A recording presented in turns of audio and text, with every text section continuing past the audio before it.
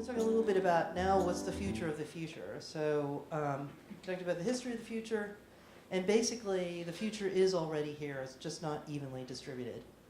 And what that means is that, you know, there are pockets of the future already happening, and our job as technologists, as thought leaders, is to distribute that future, make it real.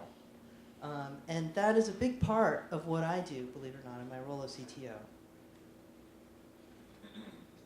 We want to distribute that future more evenly, meaning that we want to use technology to make New York City not only a smart city, but also an equitable city. I'm going to give you some examples of what we mean by that. So here, we had a project, actually continues, called Traffic Signal Prioritization. Basically, it's the connects the buses and the GPS on those buses with traffic signals and gives prioritization to those buses. It's actually been very, very successful. We've improved commute times by 20%. So this is a perfect example. Oh, yeah. Will those be autonomous buses in your lifetime or our lifetime? Yes.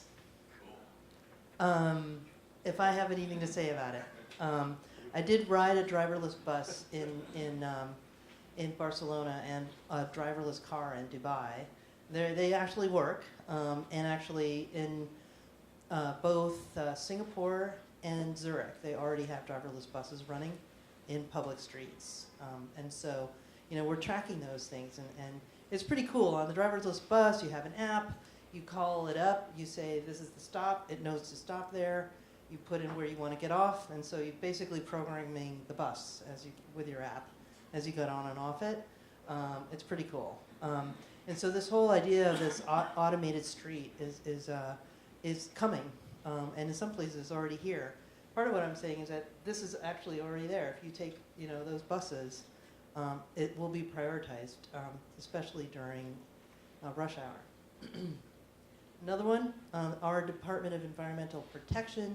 You know, we've got wireless water meters. I think what's really great about this is that, you know, it's about sustainability, but we also saved $3 million, you know, for residents and landlords and water bills.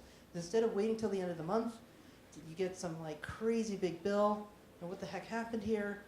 We alert you to those surges and say, we think you have a leak somewhere.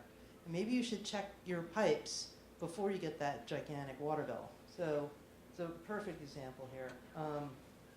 $73 million in savings for residents. It's $3 million in eliminating manual readings. Right? There's a program called ShotSpotter. Again, gunshots are the most underreported kinds of things, so public safety.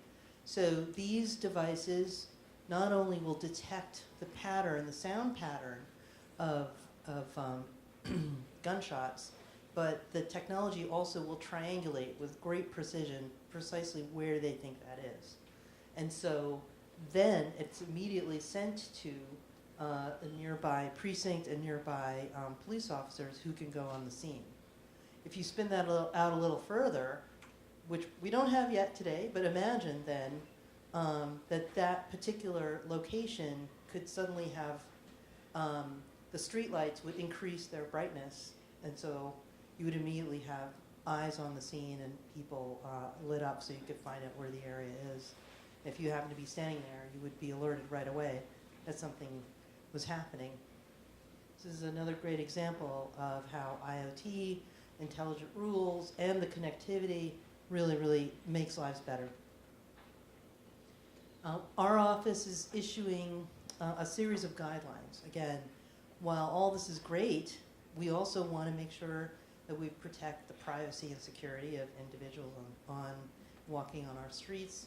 So my office is soon to be releasing a set of guidelines around how to do this well, how to do this right. So that's a tool for our agencies to use when they're developing these kinds of projects.